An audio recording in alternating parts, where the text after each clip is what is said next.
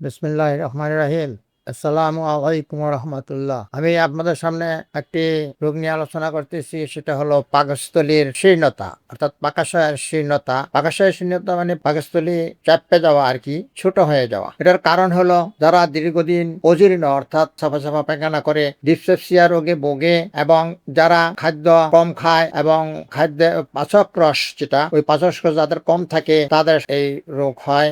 আর খাদ্যের ভিতরে যদি ভিটামিন B13 অথবা B1, B6 এর অভাব হয় তাহলে এই রোগ হইতে পারে। এটা হলো পাকস্থলীর শীর্ণতা। এটার লক্ষণ হলো খাবার হজম হয় না, ক্ষুধা একেবারে কম, পাচক রস কম এবং পেট ভার হয়ে থাকে অথচ পেট ফুলে না, এবং খাদ্য দেখলে বিরক্তি হয়ে যায়, একেবারে খাবার খাইতেই চায় না। এটাই প্রধান লক্ষণ সেতু শীর্ণতা। রক্ত শূন্যতা থাকে তাদের এবং উদ্গার অর্থাৎ ডেকুর ওঠে, স্নায়বিক দুর্বলতাও থাকে, পুরাতন আমাশয়, উষ্ঠকাঠিন্য অথবা উদরমেও থাকতে পারে ইত্যাদি এই রোগের লক্ষণ। এটার জটিল সমস্যা হলো দেহ একেবারে দুর্বল হয়ে যায়, শীর্ণ হয়ে যায়, রক্ত শূন্যতা হয়ে যায়, অতিরিক্ত ক্ষুধা একেবারে কম, এবং সময় দেখা যায় যে তাদের পেট ভার, পেটে বায়ু চেয়ে রয়েছে। সাধারণত এই অবস্থা থাকলে আপনারা সব সময় ডাক্তারের সম্মুখীন হবেন এবং তার সুচিকিৎসা ব্যবস্থা আছে। আপনি যদি আমার কাছে পরামর্শ চান, আমি ইনশাল্লাহ পরামর্শ দেব এবং সুচিকিৎসার ব্যবস্থা করব।